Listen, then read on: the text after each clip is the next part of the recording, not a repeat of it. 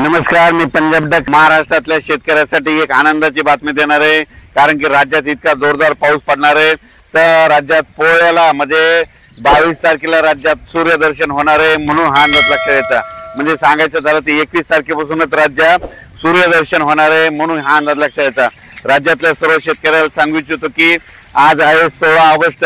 आज तुम्हाला एक सांगू इच्छितो, नांदेड जिल्हा, यवतमाळ जिल्हा, वाशिम जिल्हा, हिंगोली जिल्हा, त्याच्यानंतर चंद्रपूर, वर्धा, नागपूर, भंडारा, त्याच्यानंतर अमरावती, अकोला, त्याच्यानंतर बुलढाणा जिल्हा, खामगाव तालुका, शेगाव तालुका, त्याच्यानंतर नांदुरा, त्याच्यानंतर जालना जिल्हा, जळगाव जिल्हा, नंदुरबार जिल्हा, धुळे जिल्हा, नाशिक जिल्हा, चाळीसगाव तालुका, म्हणजे सांगत पुन्हा पारोळा, त्याच्यानंतर रावेर, सगळीकडे म्हणजे आजपासून 16 ऑगस्ट पासून म्हणजे आज दिवसभर असा रिमझिम पाऊस राहणार आहे। काही काही ठिकाणी मुसळधार पडणार आहे, कुठं अतिमुसळधार पडणार आहे म्हणून हा अंदाज लक्षात येतो।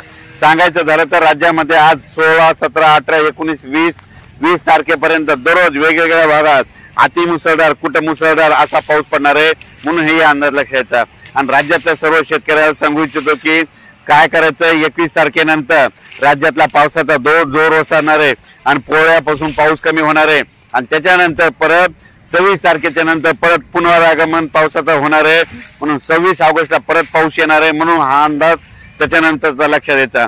आणि शेतकऱ्यासाठी आनंदाची बातमी, पोळ्याला सूर्यदर्शन होणार आहे म्हणून खास करून आनंदाची बातमी म्हणजे 22, 23, 24, 25 तारखेपर्यंत 4-5 दिवस सूर्यदर्शन आहे। तितक्यामध्ये तुम्ही तुमच्या फवारण्या करून घ्या, खतं घालायचे तर खतं घालून घ्या, कारण की त्याच्यानंतर 26 तारखेच्या नंतर परत राज्यात पावसाचं वातावरण तयार होणार आहे म्हणून हा अंदाज लक्षात येतो।